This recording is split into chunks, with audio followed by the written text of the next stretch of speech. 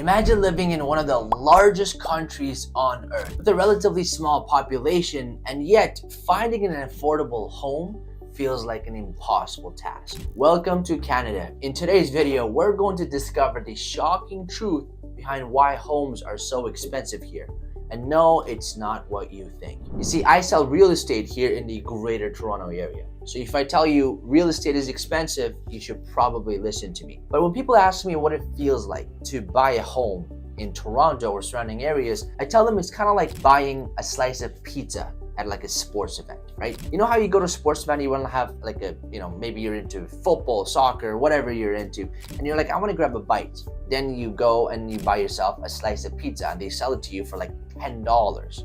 The pizza isn't even that good. It's kind of cold. You're like, this pizza is not worth $10, but it's worth $10 there because that's the only pizza place there. And people line up to eat pizza for $10, even though you can get out of the stadium and buy yourself a whole pizza for maybe $15 or even for the same price. Okay, I get it. I don't know if that was the greatest analogy there is, but let me go over the 4 reasons why I think the house prices are so expensive here in Canada. But before I do that, hello everyone, welcome back to the channel. My name is Dilyar Murad. For those of you who don't know me, I sell real estate here in the Greater Toronto area.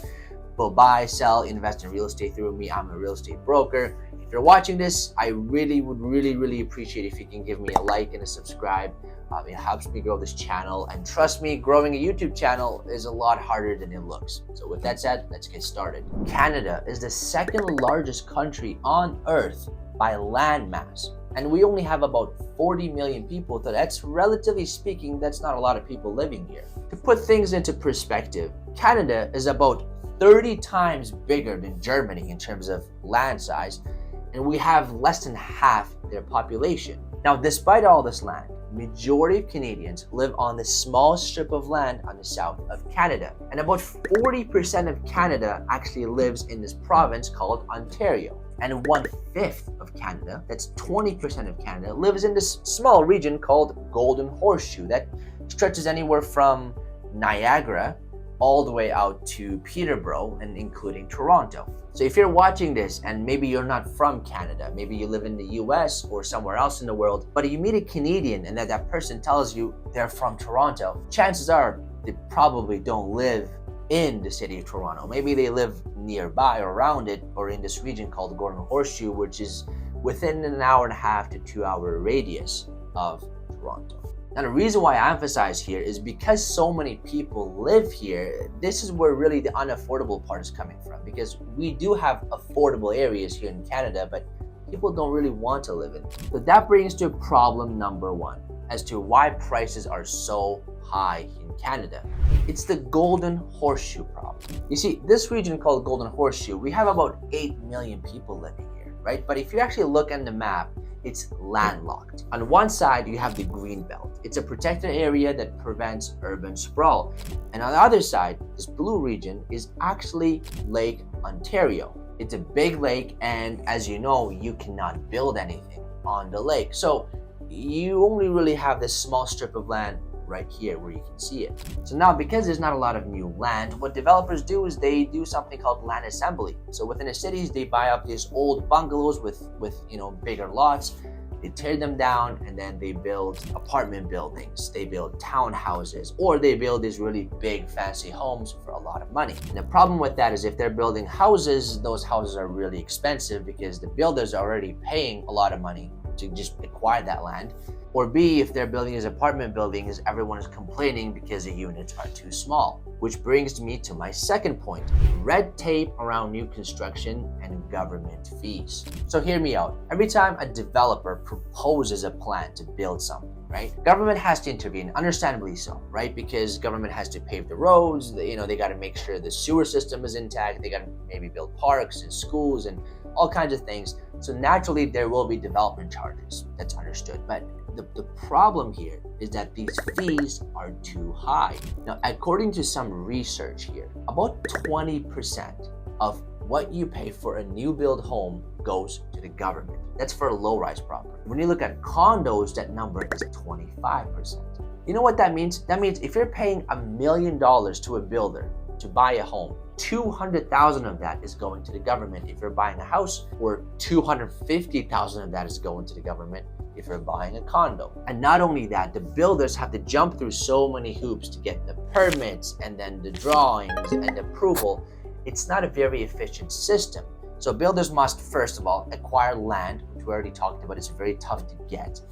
And then they have to apply for a permit and then go through pay all these fees and go through all these changes. The time it takes to build these homes and the cost to carry them is just too high. And who's paying for it? You, the person who's buying them. The builders, they're not Mother Teresa. They got to make some profit here. So you're going to be the one that's paying for it. We just had one of the slowest housing starts because it's just too costly, right? Rates are high.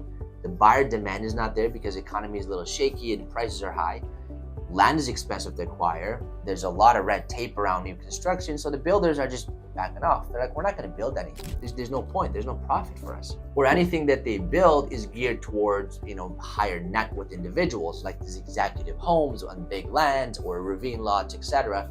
And that's not exactly affordable. Which brings me to my third point: lack of competing cities. You see, I know what you're thinking. You're probably like, well, Dill, I get it, okay? Toronto is expensive, Vancouver is expensive, I get it. They have all this land.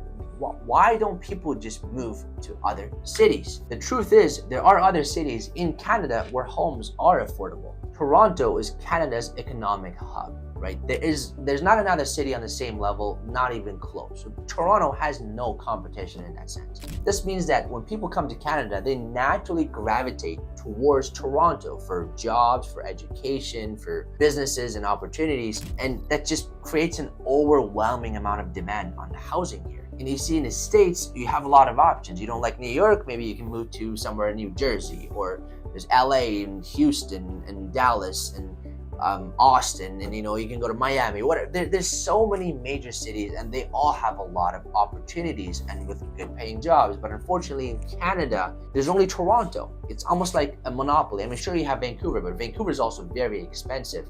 And Calgary is another city that's growing rapidly and prices have been going through the roof. Why? Because it's probably, after Toronto, Vancouver, it's probably third best option. So yes, in other words, we don't have that luxury that our neighbors to the south has in terms of moving to a different city. It's almost like whether you love it or you hate it, Toronto is still the best city in Canada in terms of education, in terms of opportunities, in terms of business, possibly creating wealth. That brings me to my fourth point: immigration and foreign investment. You see, Canada is one of the most immigrant-friendly nations in the world. Especially in the last few years, it has been relatively easy to get your PR or permanent residency and get your citizenship here in Canada. And the Canadian banking system is very conservative and stable and safe. So when people bring their money over, they like to invest in things.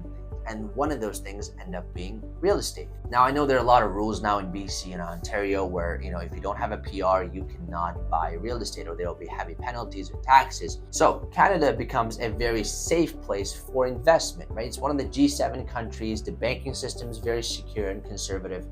People like to move their money from overseas when they move here, and they call it home, which over the years it has been a great thing. But what happens is that because it's so concentrated here in Ontario and in BC, or especially Toronto and Vancouver, I should say, that puts a lot of pressure on real estate prices. That drives up housing demand, whether that be rentals or sales. You see, when people ask why houses are so expensive, it's not just one thing. I mean, number one, especially in Toronto here, there's not enough land to build homes.